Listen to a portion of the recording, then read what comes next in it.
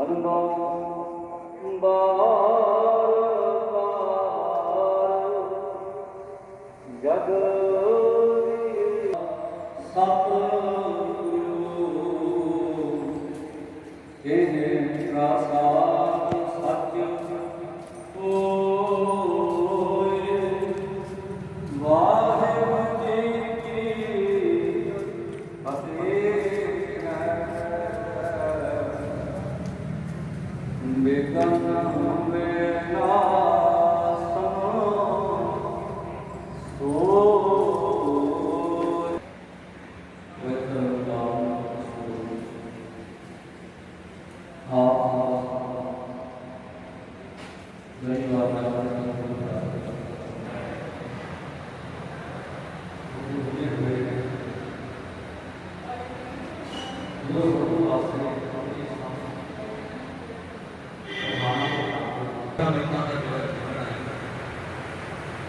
बड़ा प्यारा प्रकाश है उसका पता प्रकाश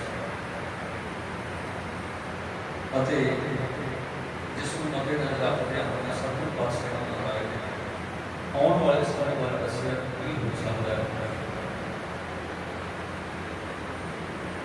ਇੱਕ ਤਾਂ ਕਿਸੇ ਦਾ ਜੀਵਨ ਦੇਖ ਕੇ ਜਾਂ ਇੱਕ ਦਾ ਵਾਤਾਵਰਨ ਸੁਭਾਵ ਹੁੰਦੀ ਹੈ जैसे मैं आवे तस्म मैदान तैसरा करें ज्ञान वे लागू आप ज्ञान है आवे को पाया जोरी हो गया दान वे लागे आओ आओ क्या हो सर्व पासे महाराज इन्हों लोगों के अत्याचार जुल्म और पापों के बारे दस के ਜਿਹੜੇ ਗੁਰਜੀ ਕਾਲ ਵਾਲੇ ਪਹੁੰਚੇ ਨੇ ਤੇ ਭਵਿੱਖ ਦੇ ਵਿੱਚ ਇਹਦੇ ਕੀ ਸਿੱਟੇ ਨਿਕਲਣਗੇ ਉਹ ਸੰਬੋਧਨ ਨੂੰ ਦੱਸਦੇ ਨੇ। ਅਹਿਮਦਾਬਾਦ ਦੇ ਬਹੁਤ ਪਿਆਰ ਵਾਲੇ ਵਿਸ਼ੇਸ਼ ਤੌਰ ਤੇ ਭਾਈ ਲਾਲੂ ਮਰਦਾਨਾ ਜੀ ਦੇ ਉਹਨਾਂ ਦੇ ਸਾਥੀ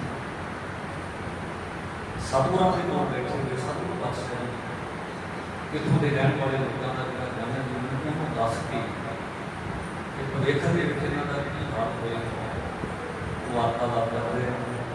ਗੁਰੂ ਲਖਵ ਸਰਕਾਰ ਦਾ ਸੰਗਤ ਨਾਲ ਸਭ ਕੁਝ ਪਾਸੇ ਲਾ ਕੇ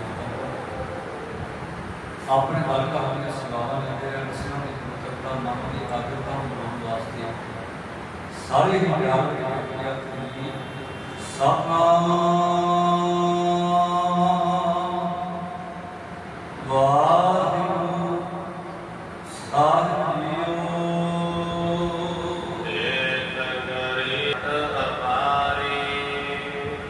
ਸਤਿਗੁਰੂ ਪਾਤਸ਼ਾਹ ਮਹਾਰਾਜ ਕਹਿਣ ਲੱਗੇ ਦੇਖੋ ਭਾਈ ਲਾਲੂ ਜੀ ਇਹ ਲੋਕ ਜੋ ਅਤਿਆਚਾਰੀ ਜ਼ੁਲਮ ਵਾਲਾ ਸੁਭਾਅ ਪਾ ਕੇ ਬੈਠੇ ਨੇ ਤੇ ਗਊ ਗਰੀਬ ਦੇ ਨਾਲ ਆਮ ਜਨਤਾ ਦੇ ਨਾਲ ਧੱਕਾ ਕਰ ਰਹੇ ਨੇ ਜੋ ਇਹਨਾਂ ਦੇ ਗਲਤ ਕੰਮ ਕਰਦਾ ਹੈ ਉਹਦਾ ਗਲਤ ਨਤੀਜਾ ਉਹਦੇ ਉਦਾਂ ਦੇ ਫਲ ਸਾਨੂੰ ਮਿਲਦੇ ਨੇ। ਸੋ ਸਤਿਗੁਰੂ ਪਾਤਸ਼ਾਹ ਜੀ ਕਹਿੰਦੇ ਕਿ ਇਸ ਨਗਰ ਦੇ ਵਿੱਚ ਲੋਕਾਂ ਦੇ ਨਾਲ ਇਹਨਾਂ ਪਠਾਨਾਂ ਨੇ ਹਾਕਮਾਂ ਨੇ ਧੱਕਾ ਕੀਤਾ ਹੈ ਤੇ ਇਹਨਾਂ ਦੇ ਨਾਲ ਵੀ ਉਸੇ ਤਰ੍ਹਾਂ ਹੀ ਧੱਕਾ ਹੋਏਗਾ।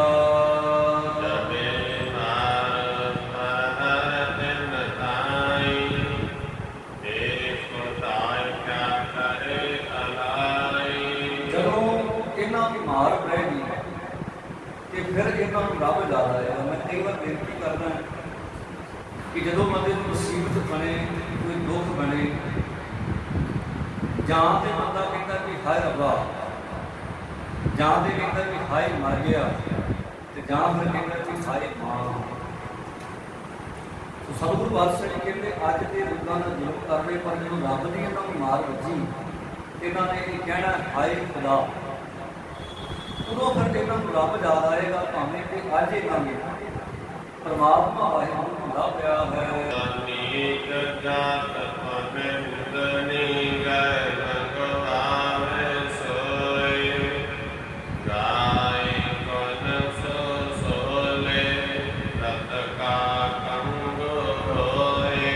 ਅੱਜ ਪਰਾਇਆ ਤਨ ਤੇ ਪਰਾਇਆ ਧਨ ਕਰਦੇ ਨੇ ਭਾਵ ਲੋਕਾਂ ਦੀਆਂ ਬਹੁ ਬੇਟੀਆਂ ਧੀਆਂ ਨੂੰ ਕਬਰ ਕੇ ਲਿਆਉਂਦੇ ਨੇ ਉਹਨਾਂ ਦੇ ਨਾਲ ਆਪਣੇ ਮਨ ਆਈਆਂ ਕਰ ਲਏ।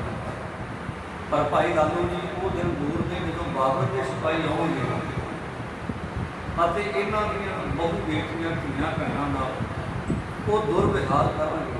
ਉਹਨੂੰ ਆਪਾਂ ਕਹਿੰਦੇ ਵੀ ਜੈਸੇ ਨੂੰ ਤੈਸਾ, ਜੇ ਹਾਂ ਬੀਤੇ ਸੋ ਉਹਨੇ ਕਰਨਾ ਸਦਰਾ ਖੇਡ। ਸੋ ਅੱਜ ਭਾਵੇਂ ਲੋਕਾਂ ਦੇ ਨਾਲ ਜਿਹੜੇ ਸ਼ੂਦਰ ਨੇ ਜਾਂ ਗਰੀਬ ਜਨਤਾ ਉਹਨਾਂ ਦੇ ਪਰਿਵਾਰ ਦੇ ਨਾਲ ਇਹ ਤੰਗ ਕਰਕੇ ਜਾਂ ਧੰਨ ਕਰਕੇ ਧੱਕਾ ਕਰਦੇ ਨੇ, ਪਰ ਪ੍ਰਮਾਤਮਾ ਦੇ ਘਰ ਵਿੱਚ ਕੋਈ ਦੇਰ ਨਹੀਂ। ਇਹਨਾਂ ਦੇ ਨਾਲ ਇੱਦਾਂ ਹੀ ਹੋਵੇਗਾ, ਭਾਵ ਇਹਨਾਂ ਦੇ ਮਾੜੇ ਕੰਮਾਂ ਦਾ ਫਲ ਵੀ ਮਿਲੇਗਾ।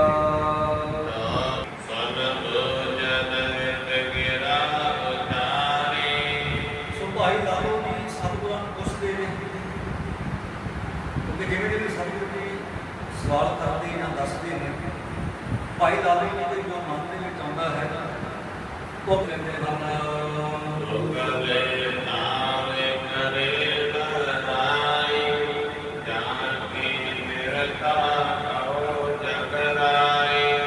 ਠੀਕ ਹੈ। ਸਭ ਦੇ ਪਾਤਸ਼ਾਹ ਜੀ ਇਹ ਪਤਾ ਲੱਗ ਗਿਆ ਸਾਡੇ ਆਖਣ ਦੀ ਨਜ਼ਰ ਤੇ ਲੋਕ ਗਲਤ ਹੈ। ਇਹ ਮੈਂ ਵੀ ਜਾਣਦਾ ਕਿ ਮੈਂ ਇਸੇ ਮਿੰਟ ਦਾ ਵਾਸੀ ਹਾਂ।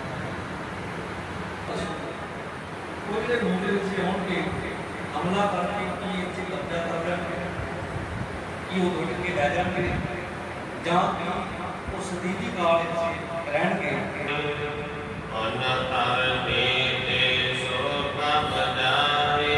ਇਹ ਪਠਾਨਾਂ ਦਾ ਰਾਜ ਬਣਿਆ ਰਹੇਗਾ ਕਿ ਮੁਗਲਾਂ ਦਾ ਰਾਜ ਹੋਵੇਗਾ।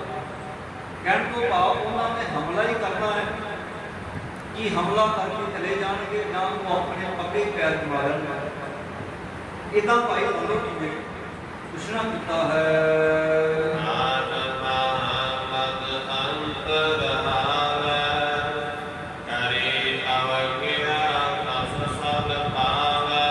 ਕਿਉਂਕਿ ਮੈਨੂੰ ਇਹ ਤਾਂ ਪਤਾ ਲੱਗ ਗਿਆ ਕਿ ਜੋ ਇਹਨਾਂ ਨੇ ਅਵਗਿਆ ਕੀਤੀ ਉਹਦਾ ਫਲ ਤਾਂ ਮਿਲਣਾ ਨਹੀਂ। ਪਰ ਮੇਰੀ ਇਹ ਬੇਨਤੀ ਹੈ ਕਿ ਕਿੰਨਾ ਕਿਤੇ ਕਿ ਦੁਬਾਰਾ ਇਹ ਰਾਜ ਕਰਦੇ ਪਠਾਨ ਕਿ ਜਾਂ ਮੁਗਲ ਸ਼ਾਸਕ ਤੇ ਕਿੰਨਾ ਮਿਲ ਕਰਨਗੇ ਜੀ। ਦੋਹਰਾ ਲਾਲੋ ਤੇ ਸੁਨ ਸਰੋਤ ਮੈਂ ਪੁਨ ਪਾਪੀ ਮਤ ਕਰੋਰਾ ਐਤਿਓ ਜਿਨ ਕੇ ਕਾਲ ਕੀ ਨਹੀਂ ਸਭ ਕਰ ਦੂਰਾ। ਧੰਨ ਧੰਨ ਪਾਤਸ਼ਾਹ ਜੀ ਮਹਾਰਾਜ ਉਹਨਾਂ ਨੇ ਆਪਣੀ ਬਾਣੀ ਵਿੱਚ ਦੱਸਿਆ ਆਮ ਅਠੱਤਰੇ ਜਾਨ 97 ਹੋਰ ਵੀ ਕੁਛ ਸੀ ਮਰਦ ਕਰਕੇ ਸੰਮਤ ਅਤੇ ਸੰਨ ਦਾ ਜਿਹੜਾ 57 ਸਾਲ ਦਾ ਫਰਕ, ਸੰਮਤ ਦੇ ਵਿੱਚੋਂ ਆਪਾਂ ਜਦੋਂ 57 ਸਾਲ ਘਟਾ ਲਵਾਂਗੇ ਤਾਂ ਕੋਈ ਸੰਨ ਬਣ ਜਾਏਗਾ। ਸੋ ਵਿਦਵਾਨਾਂ ਦੇ ਮੁਤਾਬਕ ਇਹ ਜੋ ਸਤਿਗੁਰਾਂ ਨੇ ਸੰਨ ਲਿਖੀ ਸ਼ਬਦ ਦੇ ਆਮ 78 ਜਾਨ 97 ਕਿ ਸੰਮਤ 1578 ਦੇ ਵਿੱਚ ਮੁਗਲ ਇੱਥੇ ਆਉਣ ਦੀ ਭਾਰਤ ਵਿੱਚ ਤੇ 97 ਦੇ ਵਿੱਚ ਜੋ ਵਿਦਵਾਨਾਂ ਨੇ ਕੱਢਿਆ ਵਿਚਾਰ ਕਿ ਕਰੀਬਨ 2021 ਦੇ ਵਿੱਚ 1520-21 ਦੇ ਵਿੱਚ ਆਏ ਤੇ ਕਰੀਬਨ 1540 ਦੇ ਵਿੱਚ ਚਲੇ ਗਏ। ਹੋਰ ਵੀ ਉਸ ਮਰਦਕਾ ਜੀ ਦਾ 5 ਸਾਲ ਰਾਜ ਜਿਹੜਾ ਸੀ ਉਹ ਵਿੱਚੋਂ ਸ਼ੇਰਸ਼ਾਹ ਸੂਰੀ ਨੇ, ਜਿਸ ਦੇ ਨਾਮ ਤੇ ਇੱਕ ਡਰਿੰਕ ਰੂਮ ਬਣਿਆ ਹੋਇਆ ਕਿ ਕਲਕੱਤੇ ਨੂੰ ਲੈ ਕੇ ਬਚ ਸਕਦਾ। ਇਹ ਮੰਨਿਆ ਜਾਂਦਾ ਕਿ ਸ਼ੇਰਸ਼ਾਹ ਸੂਰੀ ਨੇ ਬਣਵਾਇਆ ਸੀ। ਉਹਨੇ ਮੁਗਲਾਂ ਦੇ ਵਿੱਚੋਂ 5 ਸਾਲ ਜਿਹੜਾ ਰਾਜ ਕੀਤਾ। ਜਦੋਂ ਉਹਨੇ ਹੁਮਾਯੂੰ ਨੂੰ ਹਰਾ ਦਿੱਤਾ ਸੀ ਤੇ ਹੁਮਾਯੂੰ ਹਾਰਿਆ ਹੋਇਆ ਗੁਰਮੁਖ ਸ੍ਰੀ ਹਾਰਿਆ ਹੋਇਆ ਸਮੇਂ ਦਾ ਬਾਦਸ਼ਾਹ ਉਹਨੇ ਸਤਿਗੁਰਾਂ ਦੇ ਉੱਪਰ ਫੇਰ ਕੱਢ ਲਈ। ਧੰਨ ਗੁਰੂ ਅੰਗਦ ਦੇਵ ਜੀ ਮਹਾਰਾਜ ਕਹਿੰਦੇ ਕਿ ਸਾਧੂਆਂ ਦੇ ਉੱਪਰ ਸੰਤਾਂ ਦੇ ਉੱਪਰ ਫੇਰ ਕੱਢੀ ਤੇ ਸ਼ੇਰਸ਼ਾਹ ਸੂਰੀ ਜਿਹੜੇ ਕਿ ਖੁੱਲੀ ਹੋਈ ਸੀ ਉਹ ਬੜਾ ਸ਼ਰਮਿੰਦਾ ਹੋਇਆ ਕਿ ਕਿਵੇਂ ਪਤਾ ਤਾਂ ਹਾਰਿਆ ਹੋਇਆ। ਉਹਨੇ ਮਾਫੀ ਵੀ ਮੰਗੀ ਤੇ ਅਗਾ ਰਾਜ ਭਾਰਤ ਵਾਸਤੇ ਅਰਦਾਸ ਕੀਤੀ ਤੇ ਮੰਨਿਆ ਜਾਂਦਾ ਵਿਦਵਾਨ ਕਹਿੰਦੇ ਮਰਦ ਕਿਹਨੂੰ ਗਿਆ ਸ਼ੇਰਸ਼ਾਹ ਸੂਰੀ। ਉਹਨੇ ਮੁਗਲਾਂ ਦੇ ਵਿੱਚ ਇਸ ਬਾਬਰ ਜੋ ਸ਼ਾਸਕ ਚੱਲਿਆ ਜਾਂ ਮੁਗਲ ਰਾਜ ਚੱਲਿਆ ਉਹਦੇ ਵਿੱਚ 5 ਸਾਲ ਉਹਨੇ ਰਾਜ ਪਾਲ ਕੀਤਾ। ਉਹਨੇ ਮੁਗਲਾਂ ਨੂੰ ਜਿਹੜੀ ਮਾਤ ਦੇ ਦਿੱਤੀ। ਖੈਰ ਸੋ 57 ਸਾਲ ਦਾ ਉਹਨਾਂ ਜਿਹੜਾ ਅੰਤਰ ਹੈ ਉਹ ਸਮਤ ਦਾ ਇਨਸਾਨ ਦਾ ਦੱਸਿਆ ਜਾਂਦਾ। ਸਮਤ ਦੇ ਵਿੱਚੋਂ 57 ਸਾਲ ਘਟਾਓ ਤੋਂ ਕਾਫੀ ਸਾਨੂੰ ਬਚ ਜਾਂਦੀ ਹੈ। ਖੈਰ ਸਤਿਗੁਰਾਂ ਨੇ ਇਸ਼ਾਰਾ ਕੀਤਾ ਕਿ ਇੱਦਾਂ ਹੋਣਗੇ ਇੰਨਾ ਚਿਰ ਉਹ ਸਮਾਂ ਰਾਜ ਕਰਨਗੇ, ਫਿਰ ਉਹਨਾਂ ਦੇ ਵਿੱਚ 5 ਸਾਲ ਕਿਸੇ ਦਾ ਹੋਰ ਮਰਦਾ ਤੇ ਫਿਰ ਦੁਬਾਰਾ ਇਹਨਾਂ ਦਾ ਰਾਜ ਆਏਗਾ। ਭਾਵ ਆਉਣਗੇ ਇੱਥੇ ਉਹ ਪਠਾਨਾਂ ਨੂੰ ਸਜ਼ਾਵਾਂ ਦੇਣਗੇ, ਕਤਲੇਆਮ ਕਰਨਗੇ ਤੇ ਉਹ ਇਸ ਹਿੰਦੁਸਤਾਨ ਦੇ ਵਿੱਚ ਪੱਕਾ ਹੀ ਆਪਣਾ ਰਾਜ ਭਾਗ ਕਾਇਮ ਕਰ ਲੈਣਗੇ। ਤੇ ਇਹ ਸਾਡਾ ਜਿਹੜਾ ਗੋਲ ਹੈ ਹਿੰਦੁਸਤਾਨ ਸੰਭਾਲ ਸਿੰਘ ਬੁੱਲਾ, ਹਿੰਦੁਸਤਾਨ ਦੇ ਲੋਕ ਜਿਹੜੇ ਨੇ ਉਹ ਸਾਡੇ ਇਸ ਗੋਲ ਨੂੰ, ਸਾਡੀ ਇਸ ਬਾਣੀ ਨੂੰ ਚੇਤੇ ਕਰਨਗੇ ਕਿ ਬਾਬੇ ਨਾਨਕ ਜੀ ਨੇ ਬੋਲ ਆਖਿਆ ਸੀ ਤੇ ਸੱਚ ਸੁਣਾਏ ਸੀ ਸੱਚ ਕੀ ਵੇਲਾ, ਤੋਂ ਯਾਦ ਕਰਿਆ ਕਰਨਗੇ।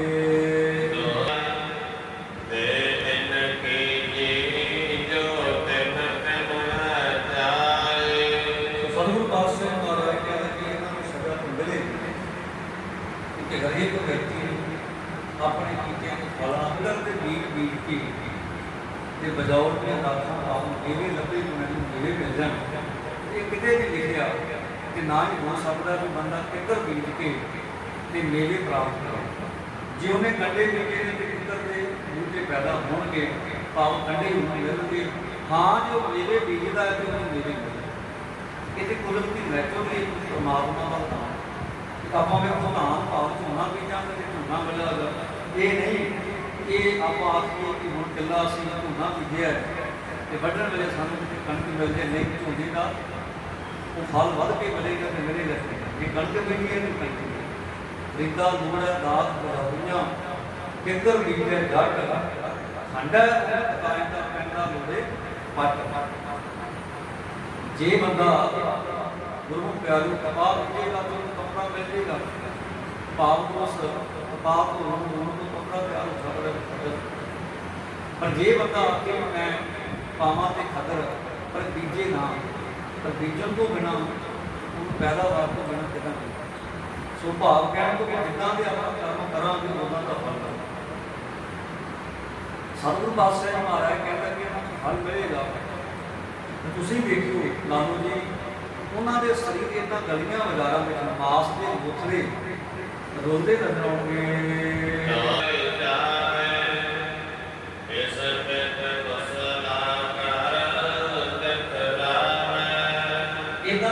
ਗਲੀਆਂ ਦੇ ਵਿੱਚ ਹੋਣਗੇ ਜਿਹਨੂੰ ਕਤਲੇਆਮ ਜਿੱਥੇ ਉਹਨਾਂ ਨੇ ਦੇਖਿਆ ਕਤਲ ਕਰ ਦੇਣਾ। ਉਸ ਤੋਂ ਬਿਨਾਂ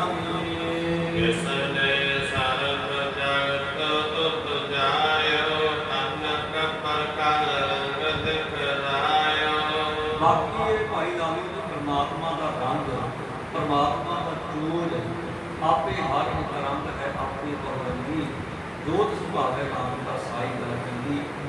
ਪਰਮਾਤਮਾ ਦੀ ਬਣਾਈ ਜੋ ਕੁਦਰਤ ਤੇ ਦੁਨੀਆ ਹੈ ਤੇ ਪਰਮਾਤਮਾ ਸਮੇਂ ਸਮੇਂ ਤੇ ਉਥਲ ਪਥਲ ਕਰਕੇ ਉਹ ਦੇਖਦਾ ਰਹਿੰਦਾ ਹੈ। ਬਾਕੀ ਉਹਦੇ ਹੁਕਮ ਦੇ ਵਿੱਚ ਉਹਦੀ ਰਜ਼ਾ ਦੇ ਵਿੱਚ ਹੋਏਗਾ।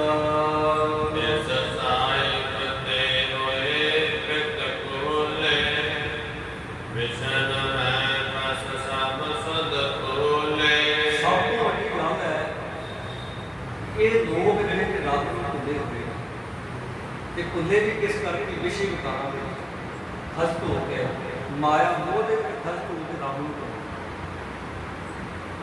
ਇੱਕ ਤੇ ਇਹਨਾਂ ਨੇ ਰੱਬ ਨੂੰ ਭੁਲਾ ਕੇ ਸਭ ਤੋਂ ਵੱਡਾ ਪਾਪ ਕੀਤਾ।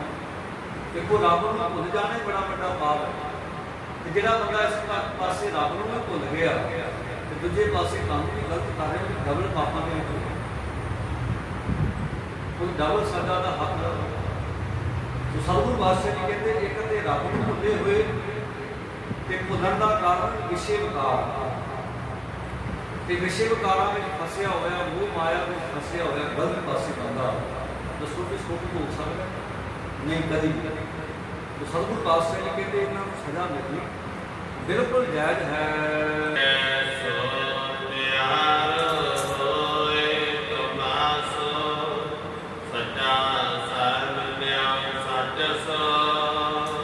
ਪਰਮਾਤਮਾ ਕਹਿੰਦੇ ਆਪਣੀਆਂ ਅੱਖਾਂ ਨਾਲ ਦੇਖੇ ਉਹਦੇ ਹੁਕਮ ਦੇ ਵਿੱਚ ਆਪੀ ਨੇ ਆਪ ਸਾਜਿਓ ਆਪੀ ਨੇ ਰਚਿਓ ਨਾਉ ਦੋਈ ਕੁਦਰਤ ਸਾਜੀਏ ਕਰ ਆਸਣ ਬੈਠੋ ਜਾਓ ਦਾਤਾ ਕਰਤਾ ਆਪ ਤੋਂ ਕੁਛ ਦੇਵੇ ਕਰੇ ਪਸਾਓ ਤੂੰ ਜਾਣੋਈ ਸਭ ਸਹਿ ਦੇ ਐਸੇ ਨਿੰਦ ਕਵਾਓ ਕਰ ਆਸਣ ਬੈਠੋ ਜਾਓ। ਰੱਬ ਦੇ ਹੁਕਮ ਦੇ ਵਿੱਚ ਹੋਏਗਾ ਕਿਉਂਕਿ ਜਿਸ ਤਰ੍ਹਾਂ ਦੇ ਕੋਈ ਬੰਦਾ ਕਰਮ ਕਰਦਾ ਉਦੋਂ ਦੀ ਰੱਬ ਫਲ ਭੁਗਤਾ ਦਿੰਦਾ ਹੈ। ਤੇ ਉਹ ਰੱਬ ਵੇਖੇਗਾ ਇਹਨਾਂ ਨੂੰ ਕਿਵੇਂ ਸਜ਼ਾ ਮਿਲਦੀ ਹੈ। ਕਾਇਆ ਕਕੜ ਟਕਟ ਕਰੋਏ। ਕਿ ਤੁਸੀਂ ਆਪ ਦੇ ਉੱਤੇ ਕਾਇਆ ਕੱਪੜ ਟੋਟ ਕੋਸੀ ਹਿੰਦੁਸਤਾਨ ਸਮਾਜ ਪਾਵੇ ਸਰੀਰ ਦੇ ਕਈ ਉਤਰੇ ਕਈ ਉਤਰੇ ਤੇ ਕੇਵਲ ਸਰਵਰਾ ਨੇ ਕਿਹਾ ਕਿ ਲੋਕ ਪੈਰੋਂ ਕਹਿੰਦਾ ਹੋਇਆ ਗਲੀਆਂ ਬਾਜ਼ਾਰਾਂ ਦੇ ਨਵਾਸਪਾ ਤੋਂ ਹੋਈਆਂ ਕਈ ਟੁਕੜੇ, ਕਿਸੇ ਦੀ ਬਾਂਹ, ਕਿਸੇ ਦਾ ਗੋਡਾ, ਕਿਸੇ ਦਾ ਹੱਥ ਤੇ ਕਿਸੇ ਦਾ ਸਿਰ, ਉਹ ਵੱਖ-ਵੱਖ ਸਰੀਰਾਂ ਨਾਲ ਕੀਤੇ ਗਏ ਸਨ। ਜਸ ਰੌਨਕ ਫਲ ਸੇ ਤਰਨ ਮਜਾਰੀ। ਸਰੋਣ ਪਰਸੇ, ਸਰੋਣ ਕਹਿੰਦੇ ਜੀ ਖੂਨ, ਜਿਹਨੂੰ ਰਕਤ ਵੀ ਆਪਾਂ ਕਹਿੰਦੇ। ਚਾਰ ਸਾਲ ਜਿਵੇਂ ਕਹਿੰਦੇ ਖੂਨ ਦੀ ਨਦੀ ਵਹਿ ਗਈ, ਇੰਨਾ ਕਤਲੇਆਮ ਹੋਏਗਾ। ਉਸ ਤੋਂ ਬਿਨਾਂ ਲੋਕ ਚੀਕ ਤਿਹਾੜੇ ਪਾਉਣਗੇ, ਤਰਲੇ ਲੈਣਗੇ, ਹੱਥ ਜੋੜਨਗੇ।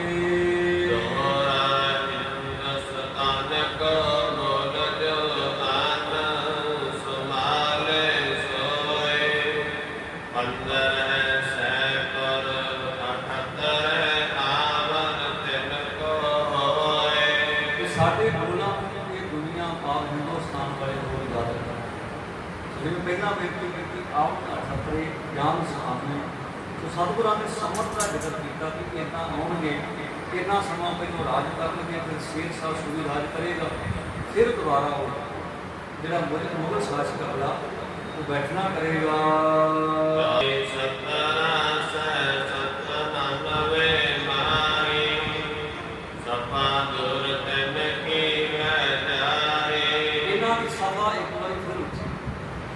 ਕਿ ਸਤਿਗੁਰੂ ਪਾਤਸ਼ਾਹ ਨੇ ਆਉਣ ਵਾਲੇ ਸਮੇਂ ਬਾਰੇ ਵੀ ਦੱਸਿਆ। ਇੱਕ ਵਾਰੀ ਮਰਦ ਤੇ ਆਏਗਾ ਆਪ ਸ਼ੇਰਸ਼ਾਹ ਸੂਰੀ, ਉਸ ਤੋਂ ਬਾਅਦ ਇਹਨਾਂ ਦਾ ਫਿਰ ਮੁਗਲਾਂ ਦਾ ਰਾਜ ਹੋ ਜਾਏਗਾ। ਉਸ ਤੋਂ ਬਾਅਦ ਕਲਗੀਧਰ ਪਾਤਸ਼ਾਹ ਗੁਰੂ ਗੋਬਿੰਦ ਸਿੰਘ ਜੀ ਮਹਾਰਾਜ ਜੋ ਕਿ ਖਾਲਸੇ ਦਾ ਰਾਜਾ ਹੋਇਆ, ਉਹਦੇ ਬਾਰੇ ਵੀ ਸਤਿਗੁਰਾਂ ਨੇ ਇਹਨਾਂ ਆਖਿਆ ਹੈ।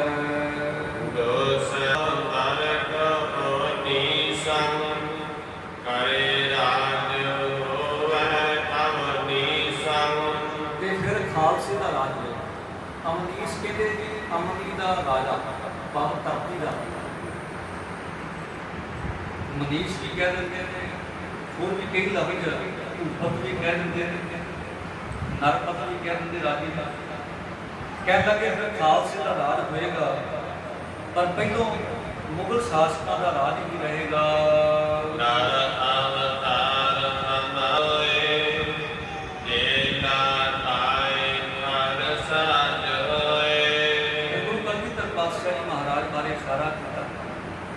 ਕਿ ਸਾਡਾ 10ਵਾਂ ਅਵਤਾਰ ਕਾਲ 10ਵੇਂ ਜਾਮੇ ਵਿੱਚ ਉਹ ਖਾਲਸਾ ਜਿਹੜਾ ਪੈਦਾ ਕਰਨਗੇ, ਜਿਵੇਂ ਬਾਣੀ ਦੇ ਵਿੱਚ ਜਾਂ ਸਤਿਗੁਰਾਂ ਦੇ ਆਪਣੇ ਵਚਨ ਨੇ ਪ੍ਰਗਟ ਜੋ ਖਾਲਸਾ ਪਰਮਾਤਮਾ ਦੀ ਮੌਜ, ਖਾਲਸਾ ਅਕਾਲ ਪੁਰਖ।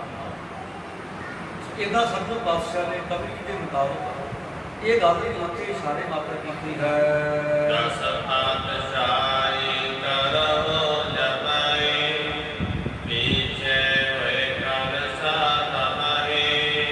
ਖਾਲਸਾ ਜਿਹੜਾ ਹੈ ਉਹ ਸਾਜਣਗੇ ਤੇ ਖਾਲਸੇ ਦਾ ਪ੍ਰਕਾਸ਼ ਹੋਵੇਗਾ। ਅੱਜ ਵੀ ਆਪਾਂ ਦੋਹਰਾ ਪੜ੍ਹਦੇ ਆਗੇ ਆ ਭਈ ਅਕਾਲ ਅਗਰ ਅਕਾਲ ਅੰਤ ਸਭ ਸਤਿਗੁਰੂ ਹੈ ਗੁਰੂ ਮਾਨਿਓ, ਗ੍ਰੰਥ ਗੁਰੂ ਗ੍ਰੰਥ ਦੀ ਮਾਨਿਓ, ਪ੍ਰਗਟ ਪੁਰਾਣ ਦੇ ਜੋ ਪ੍ਰਭ ਕੋ ਮਿਲ ਦੋ ਚਾਹੇ ਖੋਜ ਸ਼ਬਦ ਮੈਂ ਦੇਹ ਰਾਜ ਕਰੇਗਾ ਖਾਲਸਾ। ਆਤੀ ਰਹੇ ਨਾ ਗੁਰੇ ਖਵਾਰ ਹੋ ਸਭ ਖੜਾਂਗੇ ਬਚੇ ਸ਼ਬਦ।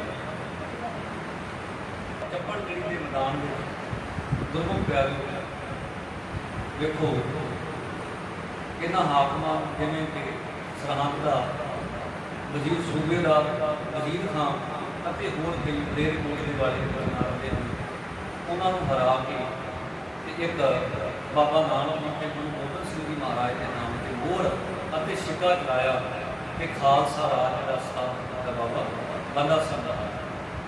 ਜੋ ਸਤਿਗੁਰਾਂ ਨੇ ਬਚਨ ਕਹੇ ਸਨ, ਬਾਬਾ ਨਾਨਕ ਜੀ ਨੇ ਜਾਂ ਗੁਰੂ ਕਲਗੀਧਰ ਪਾਤਸ਼ਾਹ ਨੇ ਕਹੇ ਸੀ, ਉਹਨਾਂ ਬਚਨਾਂ ਖਾਲਸੇ ਨੇ ਸੱਚ ਕਰਕੇ ਦਿਖਾਇਆ। ਪਰ ਕਿਰਪਾ ਜਿਹੜੀ ਸੀ ਬਾਬੇ ਨਾਨਕ ਜੀ ਦੀ ਅਤੇ ਗੁਰੂ ਕਲਗੀਧਰ ਪਾਤਸ਼ਾਹ ਦੀ। ਸੋ ਸਤਿਗੁਰੂ ਪਾਤਸ਼ਾਹ ਨੇ ਭਾਈ ਲਾਲੋ ਜੀ ਨੇ ਦੱਸਿਆ ਕਿ ਖਾਲਸੇ ਦਾ ਰਾਜ ਵੀ ਹੋਏਗਾ।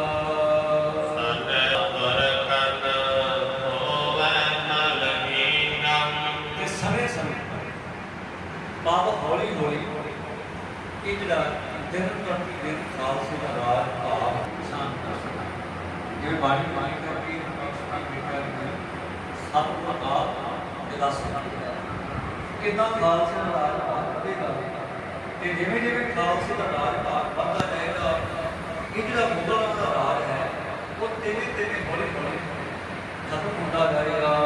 ਕਰੇ ਬਸ ਪਰ ਨਿਰਜੇ ਸੋ ਫਤੇ ਰਾਜ ਅਜ ਕਰ ਪਰ ਜੇ ਮੁਗਲ ਸ਼ਾਸਕ ਗੁਰੂ ਪਾਤਸ਼ਾਹ ਦੇ ਨਾਲ ਦਾ ਸਿੱਖਾਂ ਮੇਲ ਰੱਖਣਗੇ ਇਹਨਾਂ ਦਾ ਰਾਜ ਭਾਗ ਦਾ ਉਦੋਂ ਵੀ ਬਚਨ ਹੋਇਆ ਸੀ ਕਿ ਜੇ ਤੁਸੀਂ ਲੋਕਾਂ ਦਾ ਇਨਸਾਫ ਕਰੋਗੇ ਤੁਹਾਡੇ ਰਾਜ ਭਾਗ ਵਿੱਚ ਵਾਧਾ ਤੇ ਜੇ ਤੁਸੀਂ ਲੋਕਾਂ ਦੇ ਨਾਲ ਅਨਿਆਂ ਕੀਤਾ ਇਨਸਾਫ ਨਾ ਕੀਤਾ ਤੇ ਦਿਨ ਪ੍ਰਤੀ ਦਿਨ ਘੱਟ ਜਾਏਗਾ ਕਿਉਂਕਿ ਰਾਜੇ ਦਾ ਬਾਦਸ਼ਾਹ ਦਾ ਪਹਿਲਾ ਕੰਮ ਹੁੰਦਾ ਨਿਆਂ ਕਰਨਾ ਤੇ ਨਿਆਂਕਾਰੀ ਰਾਜੇ ਨੂੰ ਬਾਦਸ਼ਾਹ ਨੂੰ ਲੋਕ ਪਸੰਦ ਕਰਦੇ ਨੇ ਫਿਰ ਦੁਬਾਰਾ ਬਣਾਉਂਦੇ ਤੇ ਜੇ ਰਾਜਾ ਤਖਤ ਤੇ ਜਾਂ ਬਾਦਸ਼ਾਹ ਬੈਠ ਕੇ ਤੇ ਨਿਆਂ ਨਾ ਕਰੇ ਲੋਕਾਂ ਦੇ ਨਾਲ ਸਗੋਂ ਅਨਿਆਏ ਕਰੇ ਅਤਿਆਚਾਰ ਧੱਕਾ ਕਰੇ ਤੇ ਲੋਕ ਫਿਰ ਉਹਦੇ ਵੱਲੋਂ ਨਹੀਂ ਮੋੜਦੇ। ਸੋ ਖੈਰ ਸਤਿਗੁਰਾਂ ਨੇ ਬਾਬਰ ਨੂੰ ਇਹ ਗੱਲ ਕਹੀ ਸੀ ਤੇ ਆਉਣ ਵਾਲੇ ਸਮੇਂ ਬਾਰੇ ਵੀ ਕਹੀ ਤੇ ਸਾਰਿਆਂ ਬਾਰੇ ਕੋਈ ਨਹੀਂ ਕੁਰਸੀ ਤੇ ਬਹਿ ਜਾਵੇ ਤਖਤ ਤੇ ਬਹਿ ਜਾਵੇ ਪਰ ਪ੍ਰਜਾ ਦੇ ਨਾਲ ਜੇ ਨਿਆਂ ਕਰੇਗਾ ਜੇ ਪ੍ਰਜਾ ਦੇ ਦੁੱਖ ਸੁੱਖ ਦਾ ਭਾਈਵਾਲ ਬਣੇਗਾ ਤੇ ਪ੍ਰਜਾ ਦੀਆਂ ਅਸੀਸਾਂ ਲੈ ਲਏਗਾ ਪ੍ਰਜਾ ਦਾ ਸਤਿਕਾਰ ਤੇ ਪਿਆਰ ਲੈ ਲਏਗਾ ਜੇ ਉਹ ਪ੍ਰਜਾ ਨਾਲ ਧੱਕਾ ਕਰੇਗਾ ਤਾਂ ਗੁਰੂ ਫਿਰ ਕੀ ਲੈ ਲਏਗਾ ਕਿਉਂਕਿ ਰਾਜੇ ਮਹਾਰਾਜੇ ਪ੍ਰਜਾ ਕਰਕੇ ਉਹਨਾਂ ਦੀ ਕੁਰਸੀ ਉਹਨਾਂ ਦਾ ਸਤਿਕਾਰ ਸੋ ਸਤਿਗੁਰੂ ਪਾਤਸ਼ਾਹ ਨੇ ਕਹਿਣ ਲੱਗੇ ਜੇ ਇਹ ਸ਼ਾਸਕ ਮੁਗਲ ਸ਼ਾਸਕ ਲੋਕ ਵੀ ਖਾਲਸੇ ਦਾ ਬਣਾ ਕੇ ਰੱਖਣਗੇ ਤੇ ਬੜਾ ਕੁਝ ਲੈ ਲੈਣਗੇ ਪਰ ਜੇ ਖਾਲਸੇ ਦਾ ਨਾਮ ਨਾ ਬਣਾ ਕੇ ਰੱਖਣਗੇ ਤੇ ਫਿਰ ਆਪ ਨੂੰ ਪਤਾ ਹੈ ਗੁਰੂ ਨੇ ਸਿੰਘਾਂ ਨੇ ਵੇਖੋ ਦਿੱਲੀ ਤੱਕ ਨਿਸ਼ਾਨ ਲਾ ਦਿੱਤਾ ਖਾਲਸੇ ਦਾ ਰਾਜ ਹੋ ਗਿਆ ਸੀ ਲਾਲ ਕਿਲੇ ਦੇ ਵਿੱਚ ਉਹ ਕਿਸੇ ਨਿਸ਼ਾਨ ਜਿਹੜਾ ਲਾ ਦਿੱਤਾ ਸੋ ਜੇ ਬਣਾ ਕੇ ਰੱਖਣਗੇ ਜੇ ਉਹਨਾਂ ਦੇ ਅਨੁਸਾਰ ਚੱਲਣਗੇ ਤਾਂ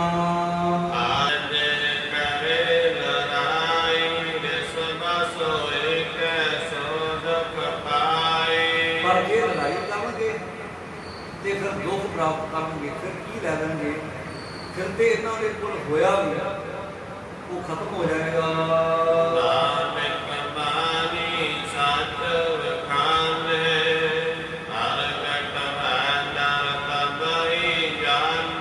ਸਤਿਗੁਰੂ ਪਾਤਸ਼ਾਹ ਮਹਾਰਾਜ ਕਹਿੰਦਾ ਕਿ ਅਸੀਂ ਇਹ ਜਿਹੜੀ ਬਾਣੀ ਦਾ ਮੋਲ ਹੈ ਉਹ ਸੱਚ ਆਖ ਰਹੇ ਹਾਂ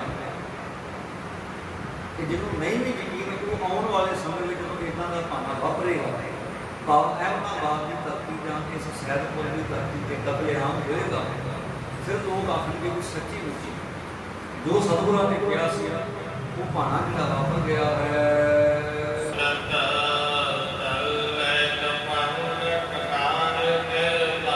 ਸਤਿਗੁਰੂ ਪਾਤਸ਼ਾਹ ਮਹਾਰਾਜ ਕਹਿੰਦੇ ਕਿ ਭਾਣਾ ਦਾ ਅੰਤ ਹੋਏਗਾ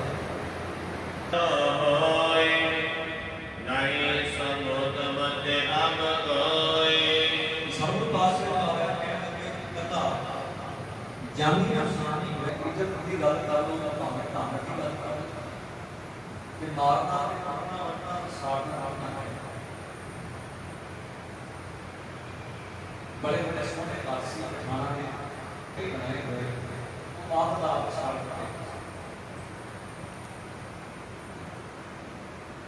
ਜੋ ਉਹਨਾਂ ਦੇ ਘਰ ਧਨ ਪਦਾਰਥ ਸਾੜ ਲਿਆ ਗਿਆ ਜਿਹੜੇ ਵੀ ਬਚ ਗਏ ਬਹੁਤ ਔਖਾ ਜਾਣੀ ਨਹੀਂ ਤੇ ਮਾਨੀ ਅਖਰੇ ਨੂੰ ਪਹਿਲਾਂ ਬੇਨਤੀ ਕੀਤੀ ਸੀ ਕਿ ਹਾਦਸਾ ਵਾਪਰਿਆ ਤਰਨ ਤਾਰਨ ਲਾ ਕੇ ਇੱਕ ਬੀਬੀ ਘਰ ਵਿੱਚ ਇਕੱਠੀ ਗੁਜ਼ਰਨ ਲੱਗੇ ਟੋਕਾ ਲੱਗਾ ਹੋਏਗਾ ਦਿੱਤੀ ਆ ਬੀਬੀ ਤਾਰ ਲਾ ਰਹੀ ਸੀ ਤੇ ਕਰੰਟ ਲੱਗਾ ਪੁੱਤ ਨੂੰ ਬਚਾਉਣ ਗਿਆ ਪੁੱਤ ਨੂੰ ਕਰੰਟ ਲੱਗ ਗਿਆ ਤੇ ਮਾਂ ਪੁੱਤੀ ਮਰ ਗਈ। 3 ਨੌਜਵਾਨਾਂ ਨੂੰ ਪਤਾ ਲੱਗਿਆ ਕਿ ਮੇਰਾ ਭਰਾ ਤੇ ਮੇਰੀ ਮਾਤਾ ਚੜਾਈ ਕਰਕੇ ਨਹੀਂ ਲੱਗ ਗਈ ਉਹਨੇ ਕਿਤੇ ਜ਼ਹਿਰ ਪੀਆ ਅਬ ਸਤਨਾਮ ਕਿੰਨਾ ਨੁਕਸਾਨ ਹੋ ਗਿਆ ਕਿ ਪਰਿਵਾਰ ਚਲਾ ਗਿਆ ਤੇ ਮੰਨਿਆ ਜਾਂਦਾ ਕਿ ਉਹਨਾਂ ਦਾ ਜਿਹੜਾ ਪਤੀ ਪਰਮੇਸ਼ਵਰ ਵਿਦੇਸ਼ ਵਿੱਚ ਨਾਮ ਦਾ ਆ ਸਕੇ ਤੇ ਨਾਮ ਕਿਸੇ ਨੂੰ ਸੁਣਾ ਸੋ ਸਤਿਗੁਰੂ ਪਾਤਸ਼ਾਹ ਕਹਿੰਦੇ ਜਾਨੀ ਵੀ ਨੁਕਸਾਨ ਹੋ ਗਿਆ ਤਾਂ ਮਾਲੀ ਭਾਵ ਇੰਨਾ ਵੱਡਾ ਇਹ ਧੱਕਾ, ਇੰਨਾ ਵੱਡਾ ਇਹ ਕਤਲੇਆਮ ਹੋਏਗਾ ਕਿ ਇਹਨੂੰ ਪੱਖ ਨੂੰ ਪੂਰਨਾ ਪਤਾ ਨਹੀਂ ਸਦੀਆਂ ਲੰਘ ਇਹਨਾਂ ਦਾ ਨੁਕਸਾਨ ਤੇ ਘਾਟਾ ਪਏਗਾ। ਪਰ ਉਹਦਾ ਮੁੱਖ ਕਾਰਨ ਇਹ ਹੈ ਕਿ ਇਹਨਾਂ ਦੀਆਂ ਆਪਣੀਆਂ ਮਾੜੀਆਂ ਆਦਤਾਂ, ਆਪਣੇ ਮਾੜੇ ਕਰਮ, ਜਿਸ ਦਾ ਫਲ ਇਹਨਾਂ ਨੇ ਭੁਗਤਣਾ ਹੈ ਜੀ। ਇੱਦਾਂ ਸਤਿਗੁਰੂ ਪਾਤਸ਼ਾਹ ਨੇ ਜਦੋਂ ਇਹ ਪ੍ਰਸੰਗ ਆਉਣ ਵਾਲੇ ਸਮੇਂ ਬਾਰੇ ਦੱਸਿਆ ਕਿ ਕਹਿੰਦਾ ਕਿ ਉੱਥੇ ਸਤਿਗੁਰਾਂ ਦੇ ਨਾਲ ਸਾਧੂ ਆਏ ਸਨ, ਭਾਈ ਲਾਲੋ ਜੀ, ਭਾਈ ਮਰਦਾਨਾ ਜੀ। ਇੱਕ ਲੰਘਦਾ ਵਿਅਕਤੀ, ਵੈਸੇ ਦਿਵਜ ਲਿਖਿਆ ਦਿਵਜ ਬ੍ਰਹਮਾ ਲਖਿਓ ਕੇ ਸੰਤ ਸਪੂਰਨ ਕੋਈ ਪੁੱਤਰਿਓ ਸ਼ਬਦ ਗਜਬ ਕਾਜੋਈ। ਸਤਿਗੁਰਾਂ ਦੇ ਬਚਨ ਸੁਣ ਕੇ ਤੇ ਉਸਨੇ ਬੜੀ ਹੀ ਮਨ ਵਿੱਚ ਹੈਰਾਨੀ ਪ੍ਰਗਟਾਈ। ਇਹ ਜਿਹੜੇ ਮਹਾਂਪੁਰਖ ਜਿਨ੍ਹਾਂ ਨੇ ਬੋਲ ਆਖੇ ਨੇ ਸਾਡੇ ਇਲਾਕੇ ਜਾਂ ਨਗਰ ਵਾਸੀਆਂ ਬਾਰੇ, ਉਹਨਾਂ ਦੇ ਮਾੜੇ ਕੰਮਾਂ ਬਾਰੇ ਤੇ ਜੋ ਉਹਨਾਂ ਦੇ ਫਲ ਭੁਗਤਣਾ, ਇਹ ਹੈ ਤੇ ਬਿਲਕੁਲ ਸੱਚ। ਪਰ ਇਹਨਾਂ ਨੇ ਆਉਣ ਵਾਲੇ ਸਮੇਂ ਬਾਰੇ ਦੱਸ ਦਿੱਤਾ ਹੈ ਵੀ ਇਹਨਾਂ ਦੇ ਕਰਮਾਂ ਦਾ ਫਲ ਇੱਦਾਂ ਭੁਗਤਣਾ। ਤੇ ਮੈਨੂੰ ਜਾਪਦਾ ਕਿ ਉਹ ਮਹਾਨ ਪੁਰਸ਼ ਨੇ, ਕੋਈ ਬਹੁਤ ਵੱਡੇ ਤੇ ਪੁੱਜੇ ਹੋਏ ਹਨ।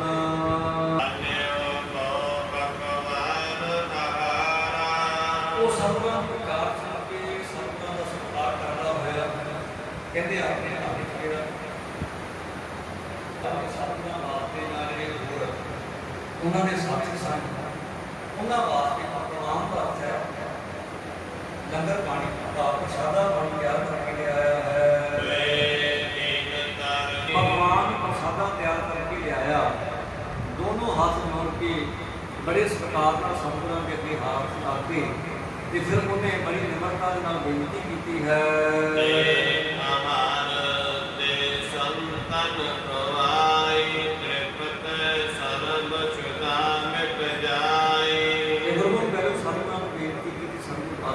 ਪ੍ਰਸਾਦ ਛਕੋ, ਆਪਣੇ ਸਾਥੀਆਂ ਨੂੰ ਛਕਾਓ, ਤਾਂ ਕਿ ਇਹ ਜਿਹੜੀ ਮੇਰੀ ਸੇਵਾ ਉਹ ਪ੍ਰਵਾਨ ਹੋ ਜਾਵੇ।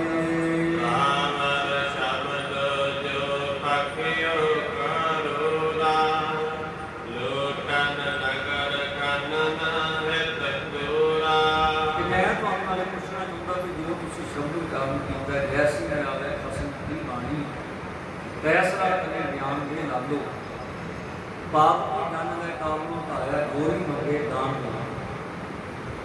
ਤੁਹਾਡਾ ਕਿਹਾ ਹੋਇਆ ਇੱਕ ਬੋਲ ਮੈਂ ਸੁਣਿਆ ਕਿ ਕਿਤੇ ਨਾ ਕਿਤੇ ਮੈਨੂੰ ਵੀ ਜਾਪਦਾ ਕਿ ਜੋ ਸਾਡੇ ਇਲਾਕੇ ਵਿੱਚ ਪਠਾਨ ਖਾਨ ਲੋਕਾਂ ਨੂੰ ਅਤਿਆਚਾਰ ਕਰ ਰਹੇ, ਧੱਕਾ ਕਰ ਰਹੇ, ਇਹ ਬਿਲਕੁਲ ਤੁਹਾਡੀ ਵਿਸ਼ੇਸ਼ ਅਤੇ ਬਹੁਤ ਵੱਡੀ ਵਿਚਾਰ ਹੈ ਜੀ।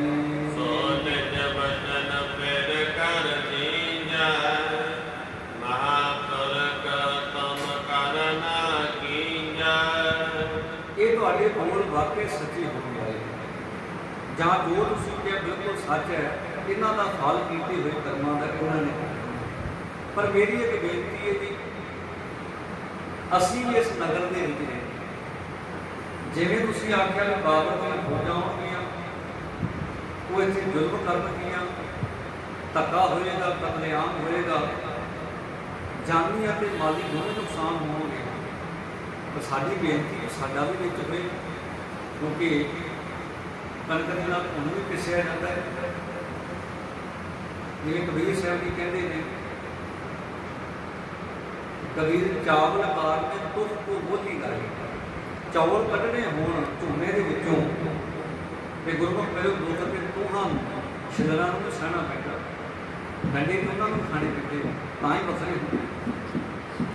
ਭਾਵ ਮਾੜਿਆਂ ਦੇ ਨਾਲ ਚੰਗਿਆਂ ਨੂੰ ਕਸਰ ਜਾਂ ਕਸਾਰਾ ਲੱਗ ਜਾਂਦਾ ਹੈ, ਉਹਨਾਂ ਨੂੰ ਦੁੱਖ ਭੋਗਣੇ ਪੈਂਦੇ। ਸੋ ਮੇਰੀ ਬੇਨਤੀ ਹੈ, ਇਹ ਕਤਲੇਆਮ ਹੋਏਗਾ। ਭਾਈ ਲਾਲੋ ਜੋ ਇਸ ਨਗਰ ਦੇ ਵਾਸੀ ਨੇ, ਮੈਂ ਵੀ ਇਸ ਨਗਰ ਦਾ ਵਾਸੀ ਹੋਰ, ਕਿ ਚੰਗਿਆਂ ਨੂੰ ਵੀ ਇੱਕ ਸਾਰਾ ਇਹ ਸਜ਼ਾ ਭੁਗਤਣੀ ਪਏਗੀ।